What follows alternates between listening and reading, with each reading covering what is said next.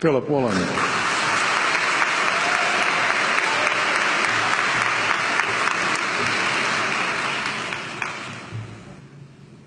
King Lear, late at night on the cliffs, asks the blind Earl of Gloucester, "How do you see the world?"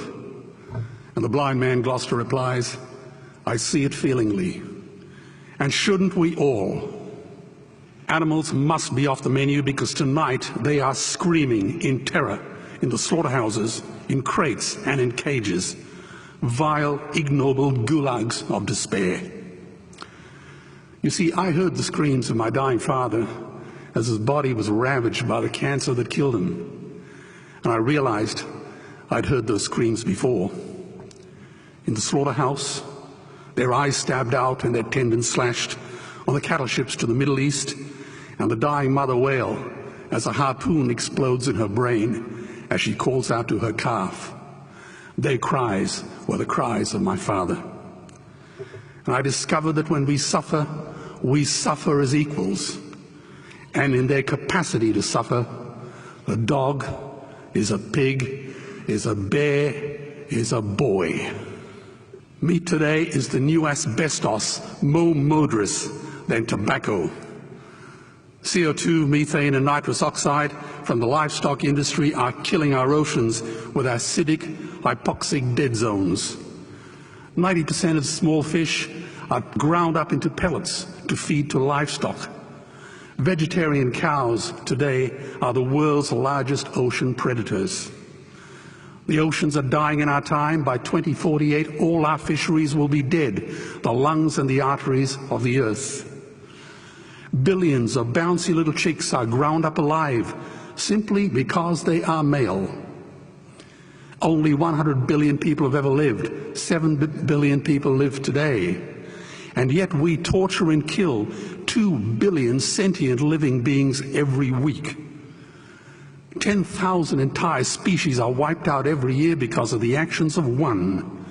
And we're now facing the 6th mass extinction in cosmological history. If any other organism did this, a biologist would call them a virus. It is a crime against humanity of unimaginable proportions. But happily, the world is changing. 10 years ago, Twitter was a bird sound. www was a stuck keyboard. Cloud was in the sky. 4G was a parking space. Google was a baby's burp. Skype was a typo. And Al-Qaeda was my plumber. Victor Hugo said, "There is nothing more powerful than an idea whose time has come."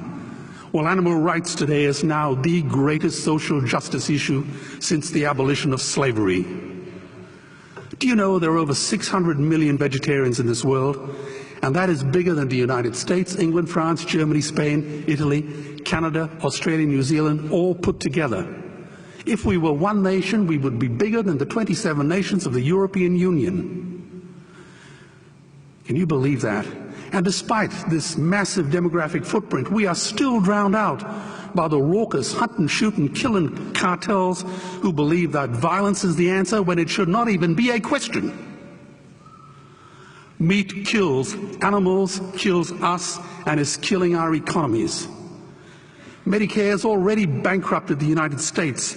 They will need $8 trillion invested in Treasury bills just to pay the interest, and they have precisely zero. They could shut down every school, Army, Navy, Air Force, Homeland Security, Marines, CIA, and FBI, and they still will not have the money to pay their doctor bills. And our Cornell and Harvard say that the optimum amount of meat in a healthy human diet is precisely zero. Water, as you know, is the new oil. Nations will soon be going to war for it. Underground aquifers that took millions of years to fill are now running dry. It takes 50,000 liters of precious drinking water to make 1 kilo of beef. Today, 1 billion people are hungry. 20 million people will die from malnutrition. Cutting meat by only 10% will feed 100 million people, and eliminating meat will end starvation forever. If everyone ate a Western diet, we would need 2 planet Earths to feed us. We've only got one, and she is dying.